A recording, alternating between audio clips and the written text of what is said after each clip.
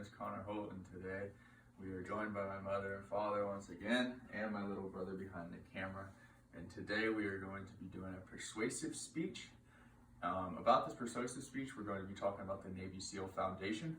So in 1962, the Navy SEALs were founded by President John F. Kennedy for the services of unconventional warfare. They were originally formed as SEAL Team 1 and SEAL Team 2, and they were formed entirely from personnel from the underwater demolition team. In this team, they were put together to conduct counter-guerrilla warfare and do missions inside they were doing clandestine operations in maritime and rivertime environments. The SEALs were called, the first time the SEALs were really seen was in the Vietnam War, and they immediately made an impact doing secret missions, taking out some of the hostile leaders and really breaking apart the Vietnam despite the end result of the war. And since 1962, these veterans have been protecting America and their freedom for decades. The Navy SEAL Foundation is a great nonprofit organization that really hits us close to home, provides educational opportunities, and they provide immediate support for not only the SEALs, but their family as well. So with being close to home, Hampton Roads area is home to SEAL Teams 2, 4, 6, and 8, 6 being the most elite team out of all of them. We recognize SEAL Team 6 from their missions such as Osama bin Laden, Marcus Luttrell, and Lone Survivor. We recognize the Red Wing operation. This organization has helped a lot of SEAL families near the area.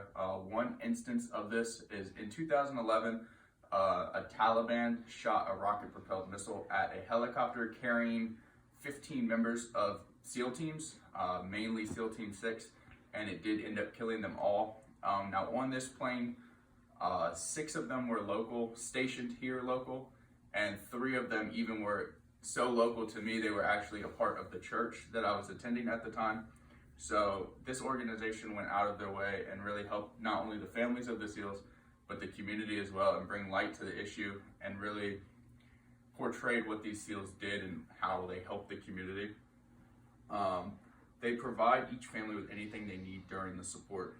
So adapting to normal society when they retire is something very difficult.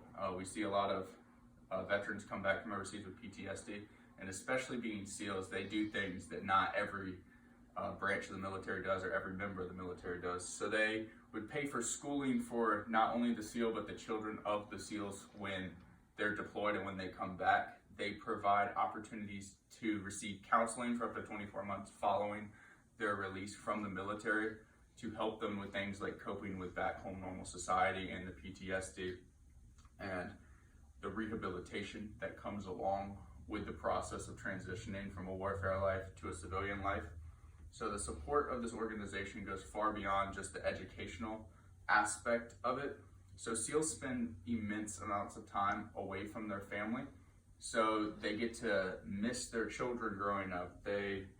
Some children would go as far as not even growing up with a father due to a loss in warfare.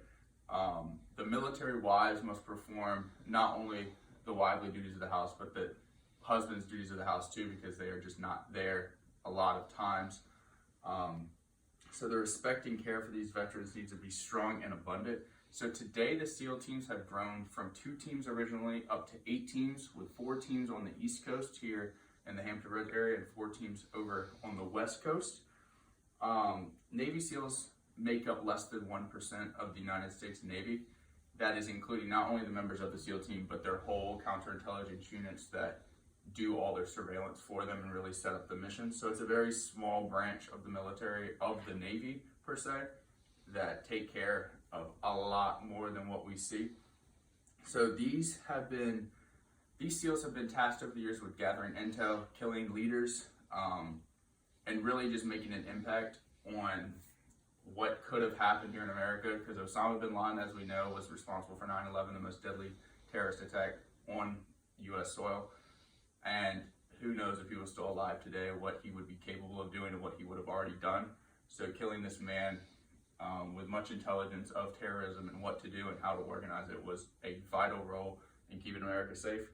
And they do the jobs that people have nightmares about. They do things that normal people wouldn't even want to think about.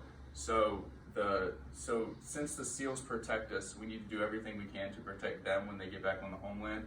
As they go over and when they come back home, they don't expect glory or praise for what they did overseas. They just did it out of knowing that they are protecting America, and that's all they need to feel comforted by that. So this foundation accepts donations to really make a difference in the SEALs' lives when they come back from overseas.